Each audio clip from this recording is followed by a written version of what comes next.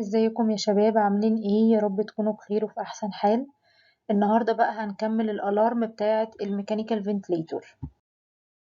تمام، احنا عندنا كذا نوع من الالارم الخاصه بالميكانيكال فنتليتور.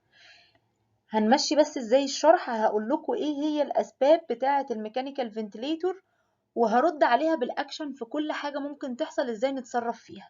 تمام. عندنا اول نوع بقى من الالارم هي الهاي بريشر الارم. اول حاجه فيها او اول سبب ممكن يكون بسبب ان في حصل اوكلوجن في التيوب ايا كان بقى، اندوتراكيال تيوب او تراكيوستومي تيوب، المهم ان حصل لها اوكلوجن.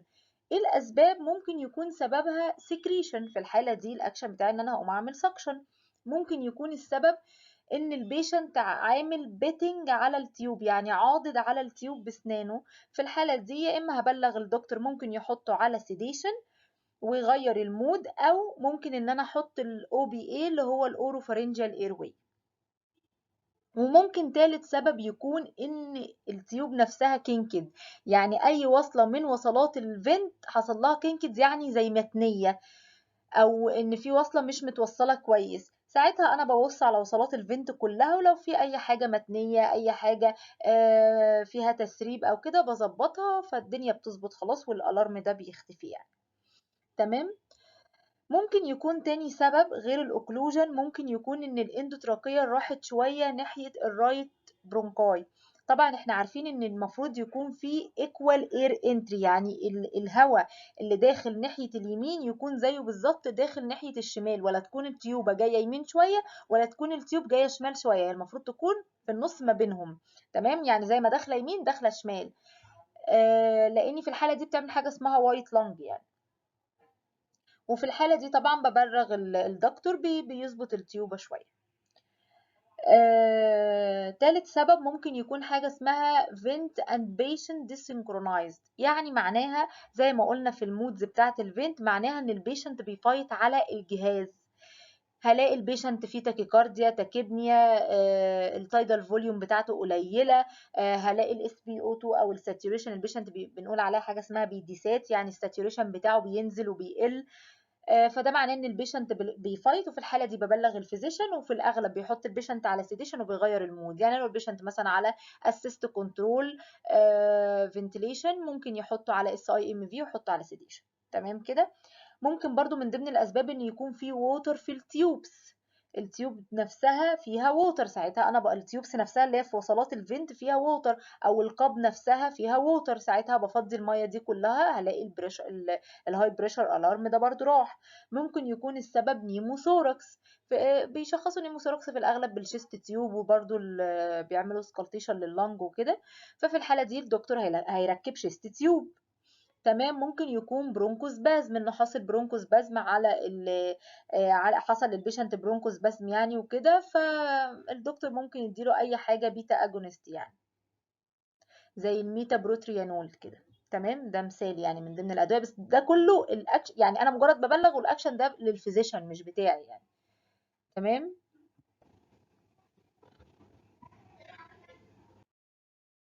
تمام يا شباب، تاني بقى الارم عندنا هو اللو بريشر الارم. من ضمن اسبابه هو الاير ليكج. الاير ليكج ده ممكن ليه اسباب كتير، ممكن يكون مثلا اي وصله من وصلات الفنت انها حصل لها ديسكونكشن يعني، ومحتاجه ان انا اوصلها كويس. ممكن يكون التسريب ده نتيجة ان الهوموديفاير نفسه فيه تسريب، الهوموديفاير اللي بيكون واصل ما بين الفنت والوصلات وكده. في موديفاير كده بيكون ليه نوع من انواع الموديفاير، بيكون ليه مكان كده ليه كفر، الكفر ده لما ساعات بيقع او كده بيحصل اير ليكج. تمام. من ضمن برضو الاسباب ممكن يكون المشكله في البايلوت بالون نفسها. المفروض ان انا بستخدم حاجه اسمها، يعني هناخد ده بعد كده في الكير بتاع التيوبس، بستخدم حاجه اسمها الكاف مانومتر، اللي من خلالها بظبط كميه ايه الهواء اللي انا بحقن بيها البايلوت بالون دي عشان التيوبه ما تطلعش. تمام كده، وتفضل ثابته في مكانها. فالمفروض ان الكاف مانومتر البريشر يكون يعني من 20 ل 30 سنتيمتر ووتر. المهم ممكن يكون ان مثلا الهواء ده اتفضى ومحتاج مثلا يتحقن تاني، او ممكن يكون البالون نفسها هي اللي فيها ليكج، فيها تسريب، فمحتاجه في الحاله دي ببلغ الفيزيشن، وفي الحاله دي بيغير التيوب خالص اساسا. تمام كده. يبقى ده من اسباب اللو بريشر الارم.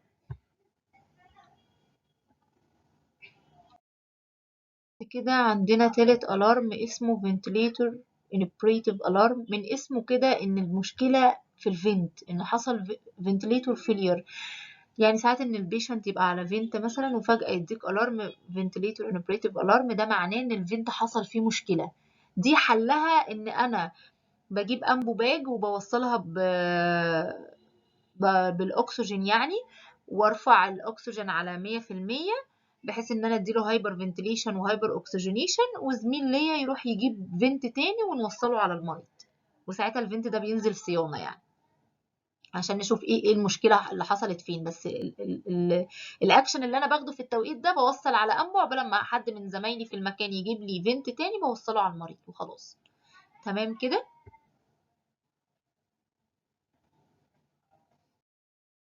الالارم بقى اللي بعد كده اسمه low tidal volume أو low minute volume alarm.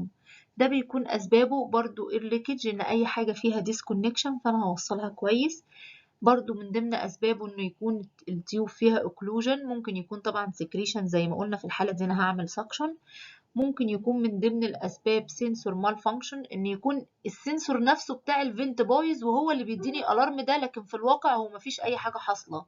ففي الحالة دي باخد السنسور وبنزله برضو صيانة وبحط سنسور تاني يعني. تمام. برضو من ضمن الأسباب ممكن يكون حاجة اسمها الشالو بريسنج. الشالو بريسنج زيها زي التكبنية كده، إن هو بياخد نفسه بسرعة.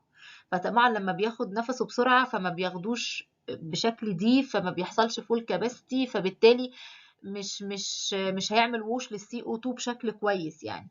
فمع المريض ده ببلغ الفيزيشن، وهو في الأغلب يعني هيزود الريسبيراتوري ريت وهيزود التايدال فوليوم. تمام كده. برضو من ضمن الالارم حاجة اسمها انه يحصل هاي ريسبيراتوري ريت، تلاقي الريسبيراتوري ريت بيعلى، او هاي تايدال فوليوم. ده بيكون سبب من اتنين، يا اما ان البيشنت ده عنده انكريس في الاكسجين ديموند زي ما قلنا قبل كده، ان في بين، في انكزايتي، في فيفر. ففي الحالة دي طبعا البيشنت ده بيتحط على سيديشن. ثانيا بقى يعني مثلا حاجة زي الفيفر، بحاول ان انا اعمل له كولد كومبريسز، ان انا اديله حاجة مثلا زي البرفلجان كده يعني، بحيث ان انا اقلل الفيفر دي. تمام. برضو من ضمن الاسباب تكون هايبوكسيا، ان الاس بي او 2 على السكرين بتاعه المونيتور بيتقل، ان البيشنت ده بيديسات الساتوريشن بينزل. تمام. فلو عملت اي بي جي هلاقي مثلا الاس اي او 2 قليله، هلاقي مثلا مجمع ثاني اكسيد الكربون. ففي الحاله دي بقى بزود الاف اي او 2، بزود البيب، بظبط الدنيا يعني. وده برضو الفيزيشن اللي بيعمله، انا مجرد ببلغ.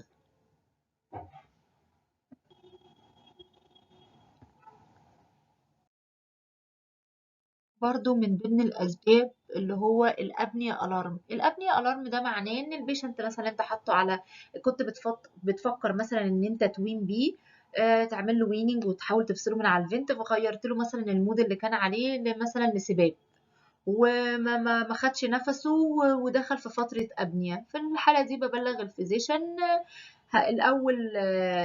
يعني في الأغلب إن أنت طالما حطيت البيشنت على سباب، ده معناه إن البيشنت كونشس معاك، فأنت هتحاول إن أنت الأول تشجعه إن هو ياخد نفسه. تمام.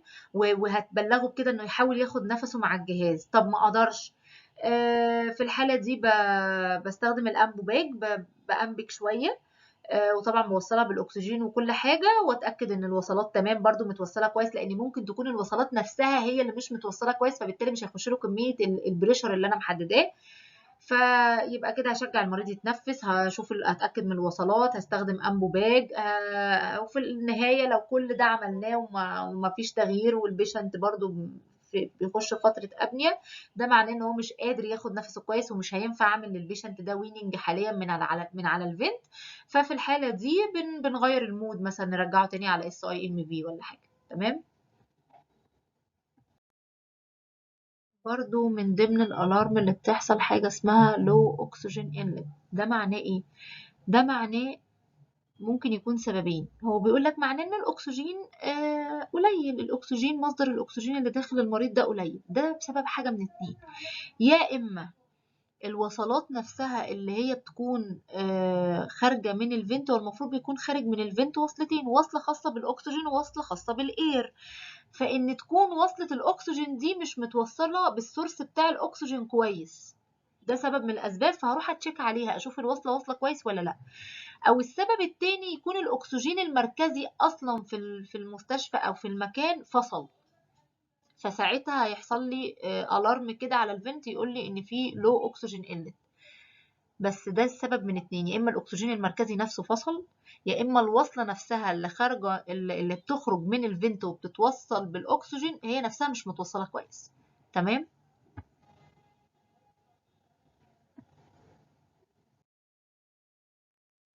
تمام، احنا كده خلصنا الالارم اللي ممكن ان احنا نشوفها على الفنت. طيب هل ممكن الاقي الارم تاني؟ الالارم اللي انا هتكلم فيه دلوقتي ده هلاقيه موجود على المونيتور مش الفنت نفسه. يعني الاقي المريض بتاعي متوصل على فنت والمونيتور مكتوب فيه ان في لو اوكسجين ساتوريشن، ان في هايبوكسيا، الاقي الاس بي او 2 بتاعته قليله جدا، الاقيه نازل سبعينات وحاجات غريبه كده، والمفروض ان البيشنت ده على فنت. اجي ابص على الفنت الاقي الريسبيراتوري ريت كويس، الاقي التايدال فوليوم كويس، بياخد تايدالات كويسه، البريشر كويس، كل حاجه مظبوطه. طب هنا ممكن تكون المشكلة فين؟ يعني منين الفنت بيقول لي كل حاجة عليه الأرقام كويسة جدا، والاقي السكرين بتاعة المونيتور يعني متناقضة تماما؟ الأسباب هنا ممكن تكون البلس أوكسيمتر نفسه مش محطوط كويس. ففي الحالة دي أنا بروح أتشيك البلس أوكسيمتر إنه مكانه مظبوط. وطبعا إحنا عارفين مكانه ممكن يكون في الفينجر تيبس، ممكن يكون في التوس، ممكن يكون في الإير لوب، ممكن يكون في الفور هيد. تمام، ممكن يكون في النوز. يعني دي الأماكن الشائعة بتاعته.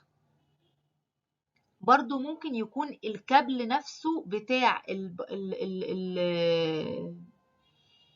يعني الكابل بتاع البلس اوكسومتر اللي هو المفروض بيكون متوصل بالمونيتور نفسه ممكن يكون مش محطوط كويس، ممكن يكون واقع اصلا. فبرضو انا بروح اتشيك، يعني غير مكان البلس اروح اتشيك على الكابل نفسه. تمام. ممكن يكون محطوط على حاجة فازو بريسن مثلا، ان البيشنت ده عنده يعني البلاد بريشر بتاعه قليل ومحطوط مثلا على نور ادرينالين مثلا. تمام، فهو بيعمل فازو كونستريكشن اساسا، فالاطراف ما بيكونش وصل لها بلاد سبلاي كويس، بيكون دايما الدم بيروح بشكل اكبر للحاجات اللي هي الفيتال اورجان زي الكدني، البرين، الهارت، الحاجات دي. فالاطراف ما بيكونش وصل لها يعني ايه دم او بلاد سبلاي كافي، فبالتالي مش هيقرا كويس. تمام. برضو من ضمن الاسباب حاجه اسمها كونكتيف تيشو ديزيز. الكونكتيف تيشو ديزيز دي بتتقسم لنوعين. في نوع اللي هو رينود ديزيز. الرينود ديزيز ده بيكون الارتريز نفسها بتاعه الجسم حصل لها فازو اسبازم او فازو كونستريكشن، فبالتالي البلاد سبلاي اللي واصل للاطراف ما بيكونش كويس، فهلاقي الفينجر، التوس، الحاجات دي لونها وايت، فبالتالي مش هتقرا لي ساتوريشن كويس. والنوع التاني حاجه اسمها سكليروديرما. النوع ده بيبقى البلاد سبلاي اللي واصل للفيتال اورجان اصلا مش كافي، فتخيل انت البلاد سبلاي اللي واصل للانترنال اورجان نفسه مش كافي، فهيكون واصل للسكين بشكل كافي؟ اكيد لا طبعا. فهلاقي السكين نفسه عليه انفلاميشن وفي سيكنس وفي سكار، فبالتالي برضو مش هيقرا ساتوريشن بشكل كويس. فنعرف من كده ان الالارم ده بيكون ظاهر مش على الفنت، هو بيظهر على المونيتور. تمام كده. احنا كده خلصنا كل الالارم اللي ممكن نلاقيها لبيشنت على ميكانيكال فنتليتور. اتمنى تكونوا استفدتوا واكون يعني وصلت المعلومة بشكل بسيط، وبرضو لو احتجتوا اي حاجة قولولي وانا هرد عليكم.